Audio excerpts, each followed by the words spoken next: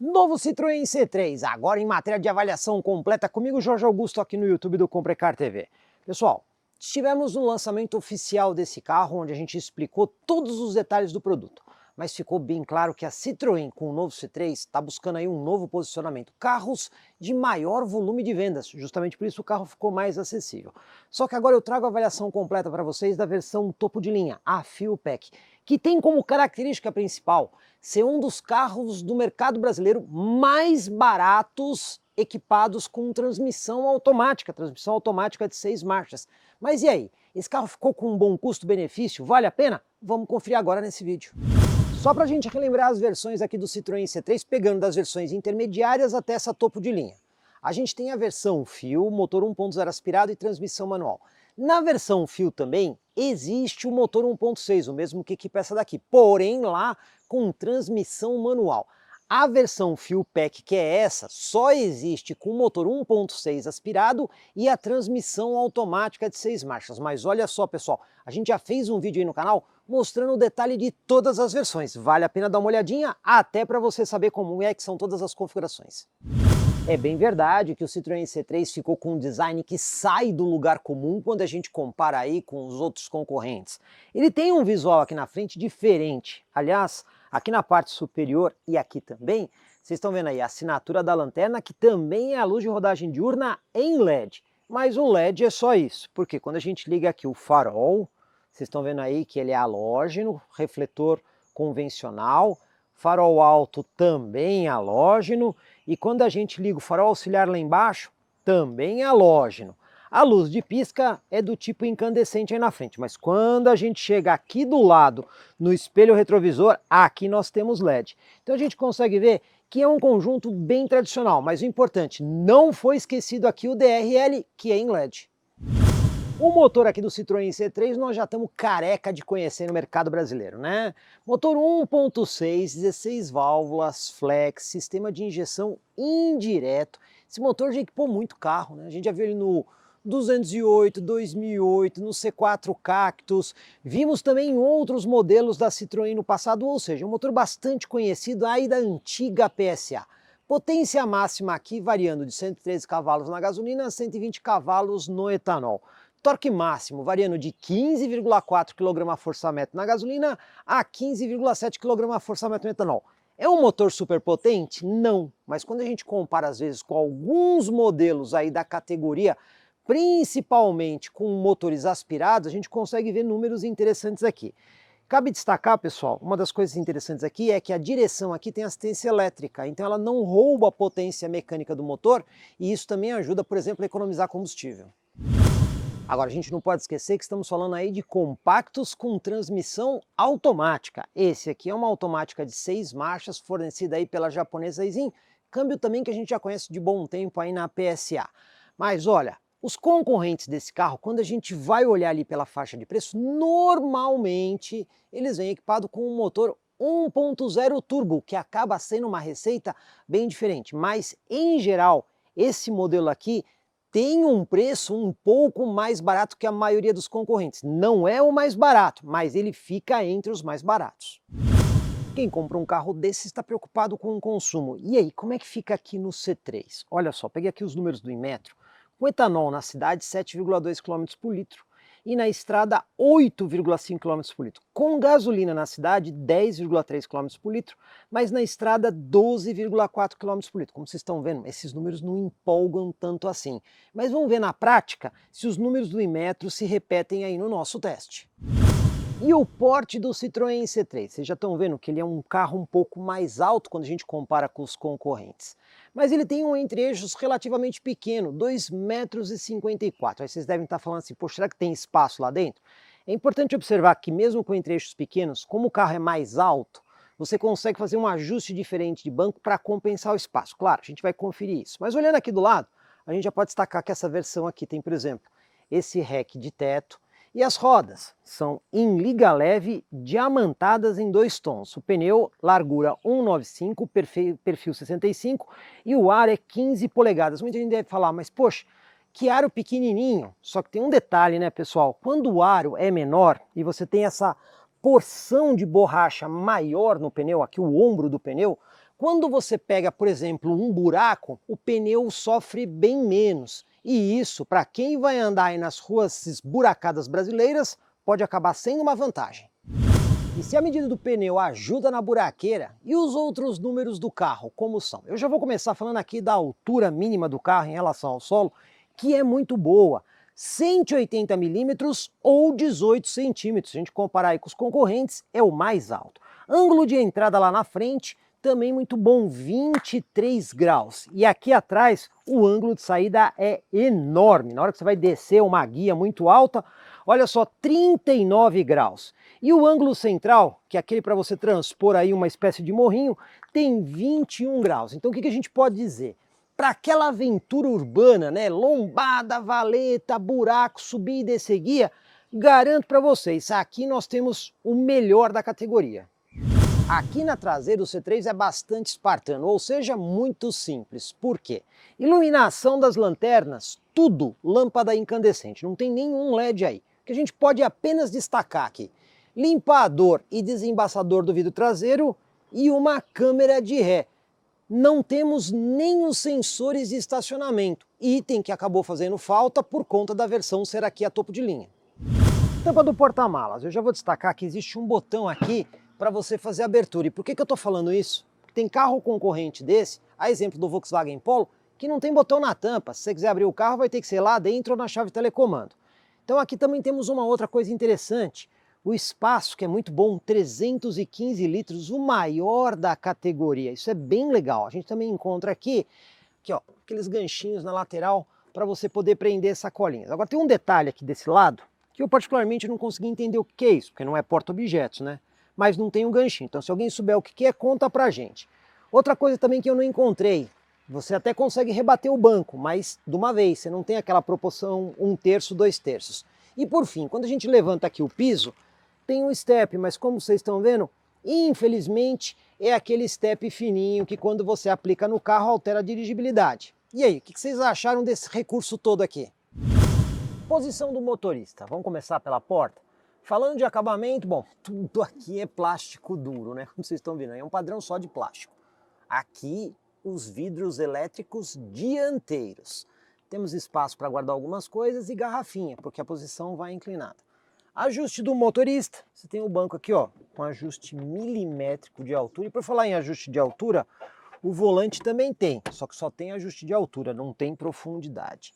E aqui do lado a gente consegue ver o ajuste dos espelhos, trancamento das portas, modo econômico do carro. Tá vendo isso aqui? É para bloquear o vidro traseiro, mas vocês não encontraram o botão, né? Já vou mostrar para vocês onde é. Agora, o interior tem uma certa versatilidade. Vamos lá, vamos conferir aqui, ó, porque lembra o acionamento do vidro traseiro? Pois bem, fica nesses dois botõezinhos aqui, tanto para quem vai na frente como quem vai atrás, e tem a função de simples toque.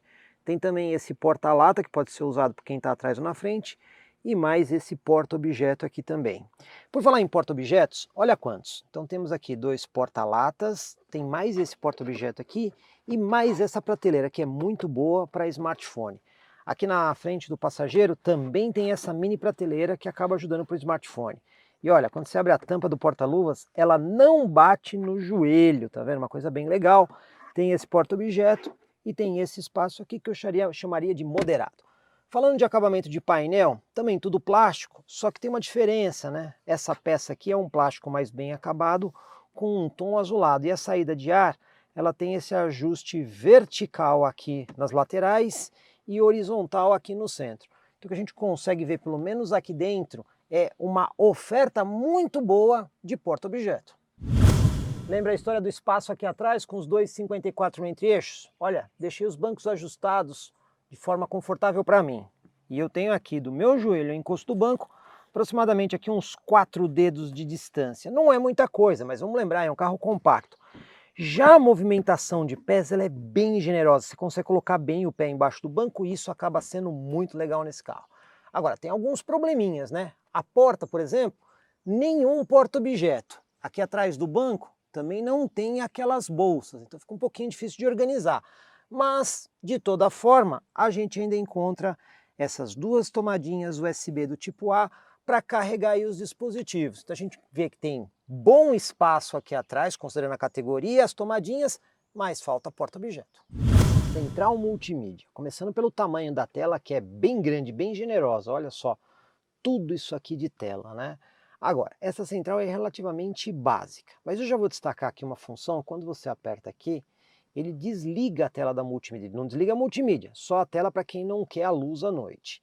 E aí nós temos esses menus que são todos os menus da central. Então você tem aqui do lado onde você consegue, por exemplo, acessar aqui o FM ou vir aqui para a função de rádio, qualquer um dos dois, né? Uma coisa legal é que quando você aperta aqui, ó, já estou usando aqui o Android Auto sem fio. Tá aqui o smartphone, não está conectado. Inclusive, olha que prática essa prateleira. Agora, se você quiser usar com fio, você pode colocar o smartphone aqui e ligar o cabo do smartphone nessa porta USB que tem comunicação. Se você quiser só carregar o smartphone, tem aqui a tomadinha 12 volts. Mas a gente percebe que essa central foi, entre aspas, um pouquinho capada aqui no Brasil. Porque tem um menu aqui, ó, de GPS, mas ela não tem GPS embarcado, né? Ela traz você de volta para o Android Auto. Então, em algum lugar do mundo, provavelmente essa central tem um mapa de GPS embarcado, que não é o caso aqui no Brasil. E são basicamente essas funções que vocês estão vendo. Aí você tem algumas configurações que você pode fazer aqui, tanto da central multimídia, né, como a questão de idioma, a exibição. Você pode controlar, por exemplo, o brilho da tela, né, quem quer a tela com mais brilho. Você tem aqui funções do veículo que vai mostrar alguns alertas, mas é uma central bastante simplificada, apesar da tela bem grande. Hora do nosso teste de consumo, mas antes vamos zerar aqui o computador de bordo, né? E para zerar o computador de bordo, esse botãozinho aqui, ó, no meio do painel aqui. E aí você tem aqui o trip A, você tem o trip B e tem aqui a média de consumo e quanto que tem de autonomia, né? Vamos combinar que esse computador de bordo não é muito moderno. Mas vamos lá para nossa viagem, vamos ver quanto que o C3 aqui vai fazer. Esse carro tem mais um modo de condução além do modo normal, é o modo econômico, mas para ligar ele, tem um botãozinho que fica aqui do lado esquerdo do volante na parte de baixo. E quando você aciona o botão, ele só liga um LEDzinho verde no botão, não tem nenhuma indicação no painel. Então, como vocês podem ver, faltou aí uma indicação mais clara para o motorista de qual modo ele está utilizando. Dia de sol, né, viajando na estrada, tem aqui o parasol, mas olha, um detalhezinho que acaba fazendo um pouquinho de falta, né? Vocês estão vendo que eu não consigo colocar o parasol aqui em algumas posições específicas, ou aberto ou fechado. E outro detalhe, o espelho não tem nenhuma tampinha. Para algumas pessoas isso aqui acaba incomodando. São dois detalhezinhos que a Citroën poderia pensar em dar uma melhorada.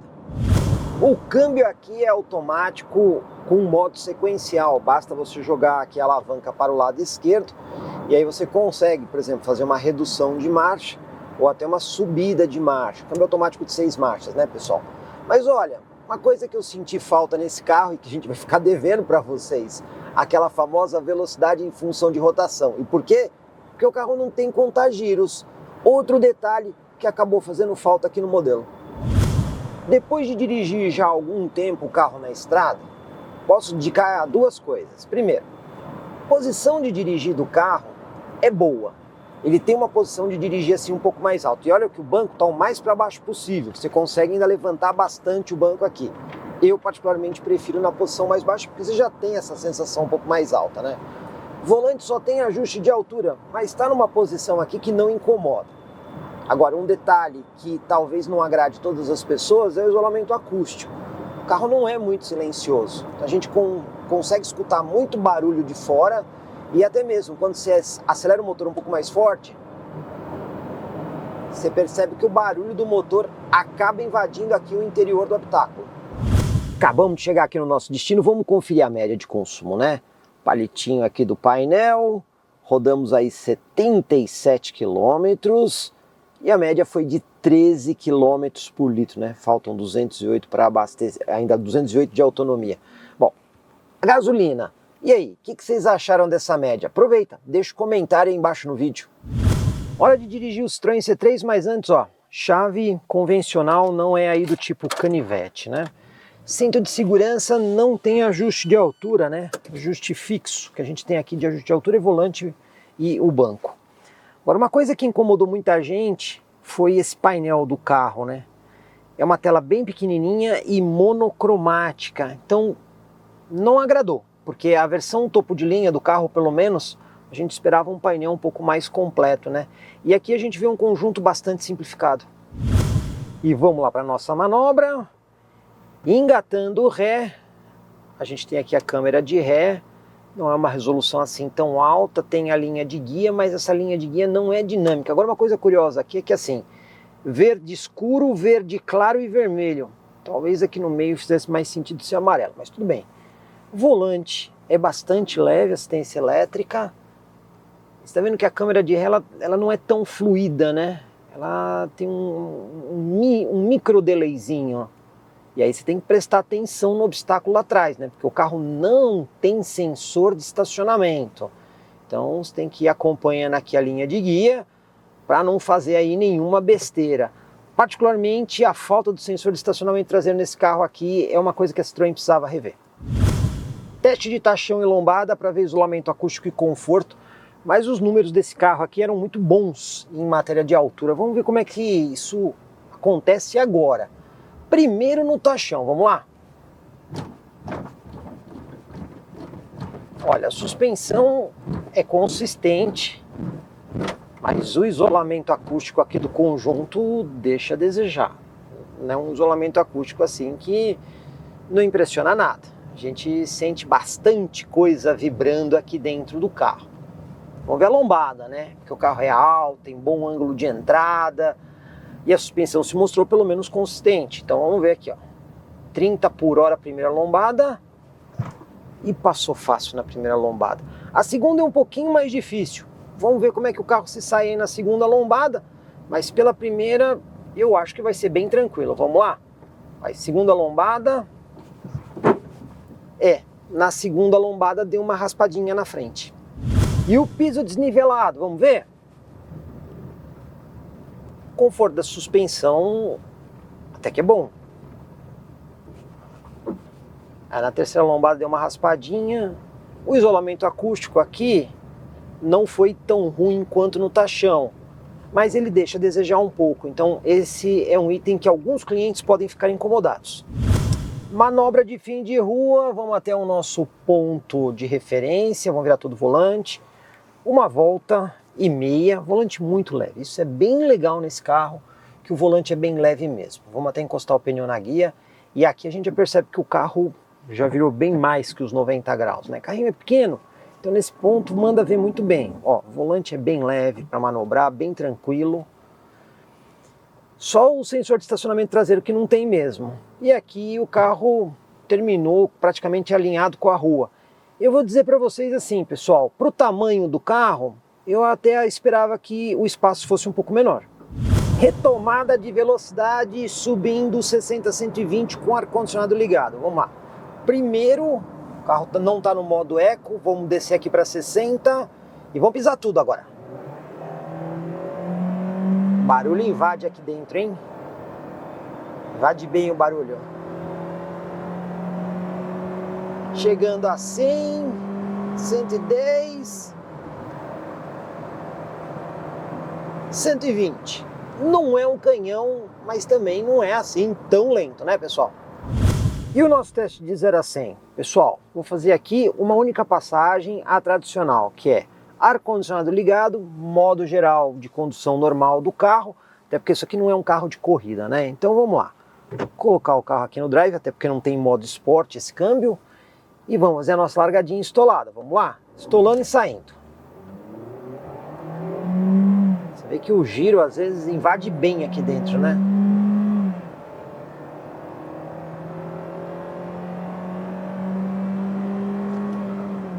Olha, fez um 0 a 100 aí em 12,30 segundos. É bom? Não, não é. Mas para essa categoria de carro, digamos assim, razoável. E mais uma vez contamos aí com a nossa parceira Multiclass Corretora de Seguros da cidade de Sorocaba para montar o seguro aqui do C3 Fuel Pack. E olha que legal, a gente com várias simulações conseguiu encontrar duas situações bem diferentes. Tudo isso aí competência da Multiclass Corretora de Seguros. Primeira condição, uma que o seguro fica mais barato, R$ 2.100 o seguro. Porém, a franquia reduzida em 50% ficou um pouquinho alta, R$ 3.700. Ah, mas eu não quero uma franquia tão alta. tem uma outra simulação de seguro. Nesse caso, o seguro ficou um pouquinho mais caro, R$ 2.800, mas na eventualidade de você ter que usar a franquia, ficou em R$ 2.000. Então, como vocês estão vendo, aí o cliente pode escolher nesse carro aqui se ele quer um seguro mais barato ou uma franquia mais barata. De toda forma, esse carro não tem aí um seguro pesado para quem vai comprar o modelo. É fato que o Citroën C3 chegou para ser um carro de custo-benefício. E a gente consegue ver isso também nas revisões do modelo. A gente fez o levantamento aí das 6 primeiras revisões, que acontecem de 10 em 10 mil quilômetros ou de 1 em 1 ano, o que ocorrer primeiro. E olha só, as 6 primeiras revisões somadas dão R$ 3.809. A revisão mais cara, só para vocês terem uma ideia, é a 4ª revisão, com R$ 1.034. Assim, é um carro que cabe no bolso do brasileiro. E quanto custa aqui essa versão do Citroën C3, né, a Fuel Pack topo de linha? Preço público sugerido de R$ 95.990. A gente sabe que carro não está barato no mercado brasileiro. Mas a gente tem que olhar esse carro em relação aos concorrentes que oferecem aí câmbio automático. E só existe um concorrente na categoria com um preço mais acessível do que esse. Só que daí ele não tem a quantidade de equipamentos que a gente encontra aqui no Citroën C3. Então tá bem claro que a Citroën foi buscar aqui um carro para ter custo-benefício. E realmente ele entrega coisas interessantes, como o maior porta-malas do segmento, bom espaço no banco traseiro, uma oferta interessante de porta-objetos e uma mecânica bastante simplificada que certamente não vai trazer dor de cabeça para o cliente. Agora, é claro que existem muitas possibilidades de melhorias, né? Teve algumas coisas aqui que decepcionaram um pouco, como por exemplo, a falta de sensor de estacionamento traseiro, o painel que é extremamente simplificado e o fato desse carro só oferecer 2 airbags. São coisas que a Citroën precisa olhar e eu até diria, em curto prazo, para dar uma sofisticada no modelo. Afinal de contas, a marca Citroën no mercado brasileiro sempre foi conhecida pela sofisticação.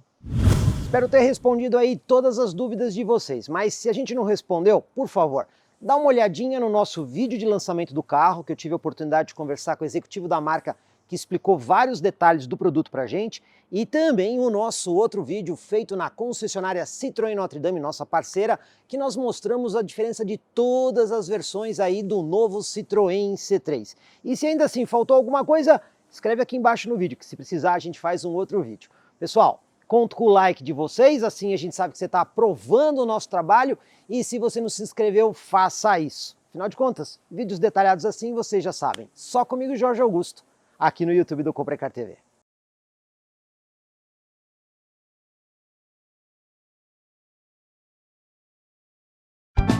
Comprecar é ideal para quem quer vender. Comprecar é ideal para quem quer comprar. Se precisou vender ou comprar, acesse hoje mesmo Comprecar. Acesse comprecar.com.br. Comprecar.